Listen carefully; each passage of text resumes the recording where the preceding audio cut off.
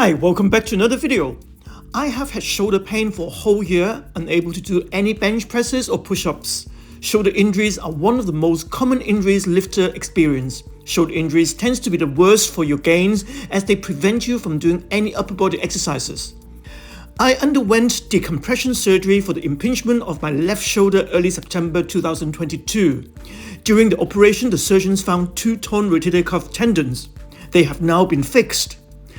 It is frustrating, that's why I now never neglect to account for additional rotator cuff work in my program.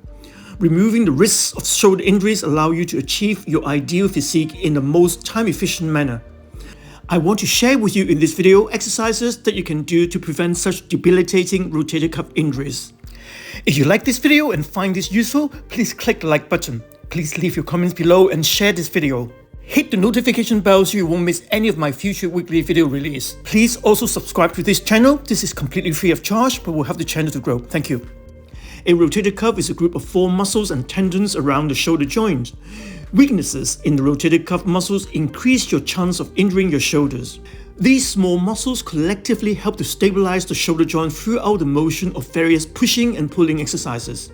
When these muscles are weak, this causes increased instability in the shoulder during lifts. Instability often leads to shoulder pain, impingement, and eventually rotator cuff tears. So what are the symptoms of rotator cuff injuries? Not all rotator cuff injuries cause immediate pain. Some are the result of degenerative conditions, meaning the rotator cuff could be damaged for months or years before symptoms start to appear. Common symptoms include significant pain that causes you to avoid certain activities, pain or tenderness when you reach overhead, trouble reaching behind your back, difficulty reaching out to the side, progressive weakness of the shoulder, pain in the shoulder, especially at night. So if you have been experiencing any of these symptoms for longer than a week or lose function of your arm, see your doctor. While these are symptoms of a rotator cuff injury, they could be caused by something else. It is quite possible that your shoulder pain is not where the problem started, only where pain and/or dysfunction has manifested itself. If you wish to check if you have torn rotator cuffs, please take a look at my recent videos on the test for rotator cuff tears. The link is placed in the description below. Rotator cuff injuries can be acute or degenerative. Acute injuries can be caused by lifting objects that are simply too heavy, falling, or having the shoulder forced into an awkward position. Young people are more likely to experience this type of rotator cuff injuries. Degenerative injuries are due to long-term overuse. People most at risk for these type of injuries include athletes, particularly tennis players, baseball players, rowers, and wrestlers, and people with jobs that require repetitive liftings like painters, people who are above 40 years of age. Typically, when you suffer from shoulder pain, your therapist would naturally tell you not to do anything that creates pain. But this approach starts a cascade of problems which usually result in people winding up not doing much at all.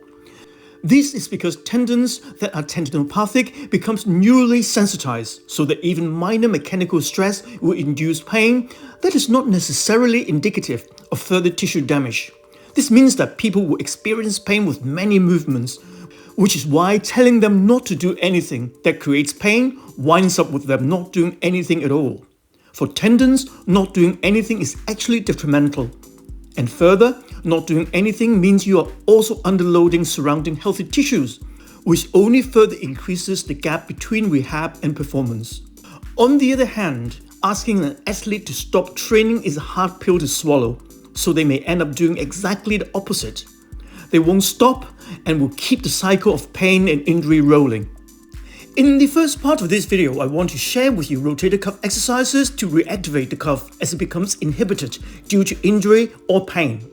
Re-establishing that neuromuscular connection is an important part of the rehab process, and this is much more important than just focusing on sets and reps.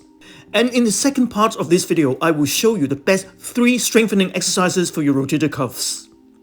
There is rarely a single best exercise that will work well for everyone. Exercises work well not only when they are executed properly, but when they allow people to become aware of the movement and improve the mind-muscle connection.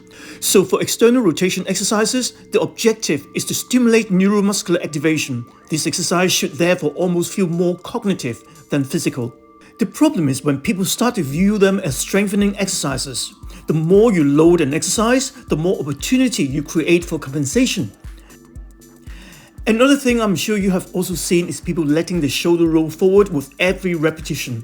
Being able to perform an external rotation exercise properly requires being able to control your scapula, that is your shoulder blades. This is because rotator cuff exercises can go very wrong if no attention is paid to scapular positioning.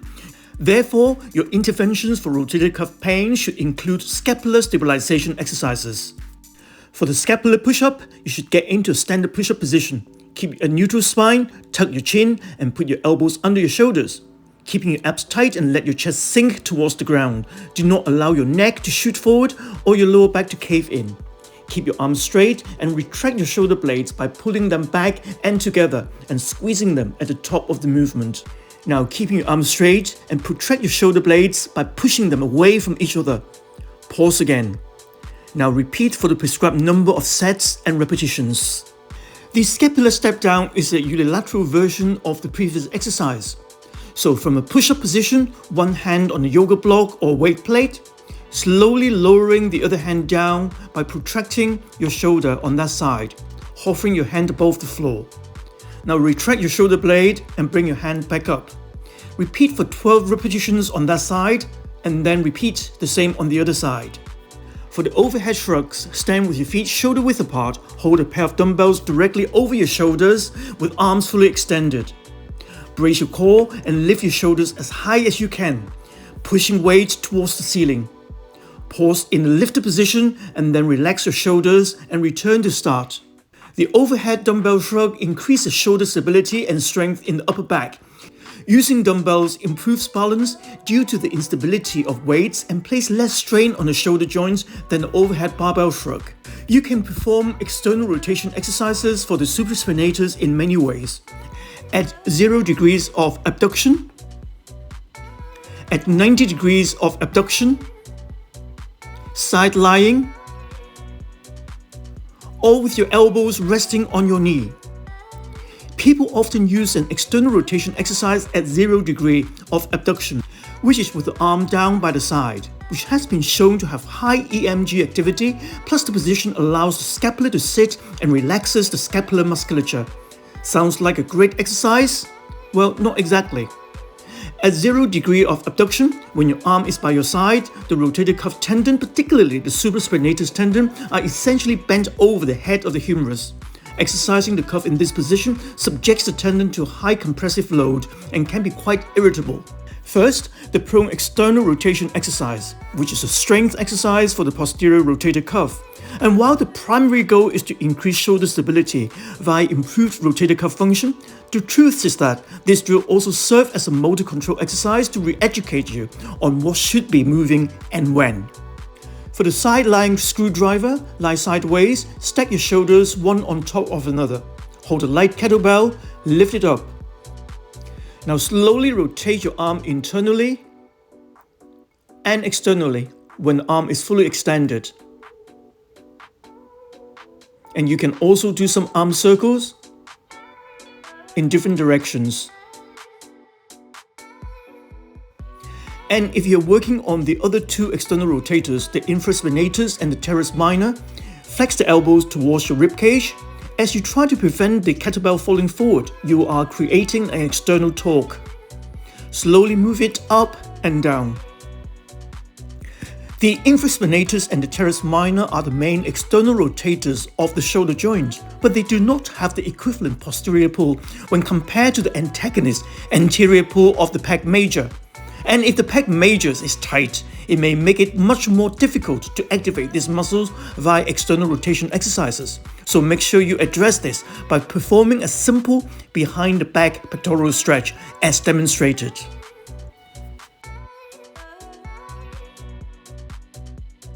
You can activate your infraspinatus and teres minor using this side-lying wiper exercise, which allows for more range of motion so people can get better feel and connection.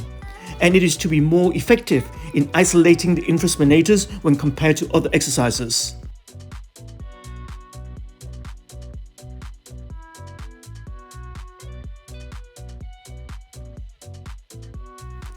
Another muscle we need to keep in mind is the subscapularis, an internal rotator. It's often missed in the traditional external rotation exercise prescription.